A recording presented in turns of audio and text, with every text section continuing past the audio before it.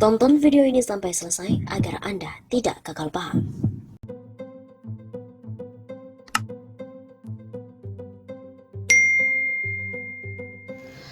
Halo Sobat 65 Safa, kembali lagi bersama dengan kami untuk mengulas fakta-fakta perpolitikan dan juga informasi terkini di tanah air.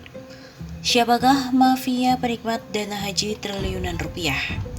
Pro dan kontra investasi dana haji bermula ketika Presiden Jokowi melantik Dewas dan juga anggota BPKH pada 2017 lalu. Ketika itu Presiden menyatakan investasi dana haji akan bermanfaat untuk menurunkan biaya haji yang dibebankan kepada masyarakat.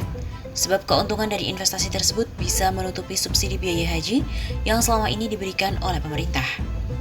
Jadi bagaimana dana yang ada ini bisa dikelola, diinvestasikan di tempat-tempat yang memberikan keuntungan yang baik, sehingga keuntungan itu tadi bisa digunakan untuk menutupi ongkos lainnya, sehingga biayanya bisa turun lagi dan lagi, ujar Jokowi.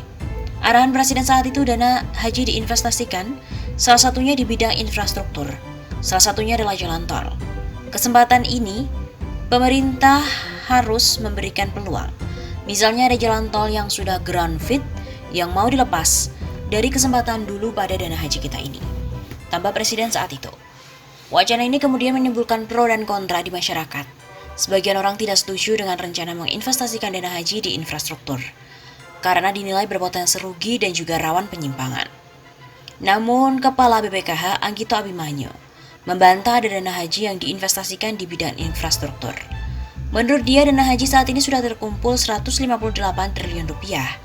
Dari keseluruhan dana itu tidak ada yang diinvestasikan pada infrastruktur. Menurut Anggito, dana haji itu diinvestasikan di beragam instrumen selain infrastruktur. Dana haji diinvestasikan pada surat berharga, pembiayaan bank syariah, dan penyertaan modal syariah, begitu kata Anggito. Adapun dalam investasi dana haji itu, BPKH memiliki risiko pengelolaan dana haji dari low to moderate. Anggito menambahkan sebagian besar dana haji tersebut diinvestasikan surat berharga, yakni sebesar 70%. Sisanya 30% ditempatkan di instrumen syariah termasuk bank. Menurut Anggito lagi, investasi yang dilakukan BPKH pada dana haji telah menghasilkan pertambahan nilai. Ia mengatakan dalam 1 tahun, pertambahan nilai yang didapat oleh BPKH dari investasi dana haji tersebut bisa mencapai 30%, atau sekitar 50 triliun rupiah. Karena itu pula, ia mengatakan pengelolaan dana haji saat ini sangat profesional dan juga aman. Terlebih saat ini dana haji telah terdaftar di lembaga penjamin simpanan, jadi masyarakat tidak perlu khawatir. Dana haji di BPKH sekarang sudah dijamin oleh LPS. Meski BPKH menyatakan tidak ada dana haji yang diinvestasikan di bidang infrastruktur, kemungkinan ke arah sana pun tetap ada. Peneliti dari Lembaga Kajian Ekonomi Indef, Izzuddin Alfaras, mengatakan bisa saja secara tidak langsung dana itu diinvestasikan pada pembiayaan infrastruktur. Menurut dia, salah satu instrumen investasi dana haji yang digunakan BPKH merupakan surat berharga atau sukuk. Nah, oleh pemerintah sukuk ini juga digunakan salah satunya untuk biaya infrastruktur. Transparansi pengelolaan dana haji. Bagi sebagian orang, investasi dana haji dalam pembiayaan infrastruktur masih dalam wilayah abu-abu. Karena itu muncul tuntutan adanya audit investigasi terhadap dana haji dan pengelolaannya. Wacana tersebut semakin menguat setelah pemerintah melalui Kementerian Agama memutuskan untuk membatalkan pemberangkatan jemaah haji asal Indonesia ke Tanah Suci.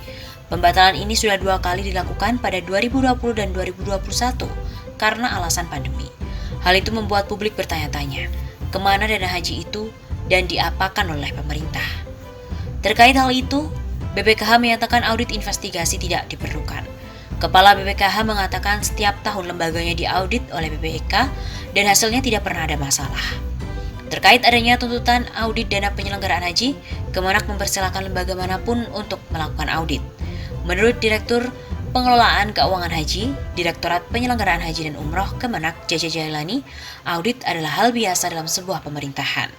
Meski begitu, Kemenak mengatakan siap memberangkatkan jemaah haji ke Tanah Suci kapanpun kebijakan penyelenggaraan haji kembali dibuka. Ia juga mengatakan dalam penyelenggaraan haji, Kemenak dalam posisi standby. Jika penyelenggaraan haji kembali dibuka, maka Kemenak akan bekerja. Jika tidak ada, seperti 2 tahun belakang, maka Kemenak dalam posisi menunggu. Pembatalan penyelenggaraan ibadah haji dalam 2 tahun terakhir membuat jemaah haji gigit jari. Itu artinya waktu tunggu mereka untuk berangkat ke Tanah Suci semakin panjang. Menurut Direktur Pengelolaan Keuangan Haji, Direktorat Penyelenggaraan Haji dan Umroh, Kemenak, mengatakan jumlah jemaah haji yang masuk daftar tunggu mencapai 25 juta orang. Sementara lama waktu tunggu jemaah haji itu bervariasi, mulai belasan hingga puluhan tahun. Masalah lain yang ditemui pada pengelolaan dana haji adalah adanya beban subsidi biaya perjalanan ibadah haji atau BPIH yang harus ditanggung oleh pemerintah melalui BPKH. Hal itu diungkap oleh peneliti Indef Izudin. Ia mengatakan pengelolaan dana haji di Indonesia mengandung risiko karena biaya BPIH yang dibebankan pada penyelenggara yang ditanggung oleh pemerintah. Jebloknya nilai investasi yang dilakukan BPKH juga diungkap oleh peneliti Indef. Menurutnya dalam setahun pertambahan nilai yang diperoleh BPKH dari jumlah investasi yang dilakukan hanya kisaran 7-8%. Angka ini berbeda dengan pernyataan BPKH yang bisa mencapai 30%. Pertambahan nilai investasi itu masih lebih kecil dibandingkan nilai subsidi yang harus ditanggung oleh BPKH dalam penyelenggaraan haji, yakni 50%. Ini yang membuat BPKH bisa kerepotan menanggung subsidi BPIH. Lalu nasib dana jemaah haji. BPKH saat ini mengelola sekitar triliunan dana haji. Tentu hal tersebut membuat lembaga itu berada dalam sorotan. Dana yang dikelola BPKH ini juga mendapat perhatian dari masyarakat yang merupakan calon jemaah haji. Berdasarkan survei yang dilakukan di media sosial, ada beberapa masyarakat yang memprihatinkan dana haji tidak aman. Hal itu ditambah pula ada masyarakat yang merupakan calon jemaah haji pernah ditipu oleh salah satu biro travel. Seperti yang dialami oleh Zulfikar, walaupun hal itu dialami oleh kedua orang tuanya, namun terdapat kekhawatiran terkait keamanan dana haji. Zulfikar juga mengatakan dalam hal ini pemerintah juga perlu aktif untuk mengawasi pengelolaan dana haji oleh BPKH. Ia juga menyebut jangan sampai jadwal pemberangkatan tidak sesuai dengan jadwal karena pada dasarnya calon jamaah sudah membayar.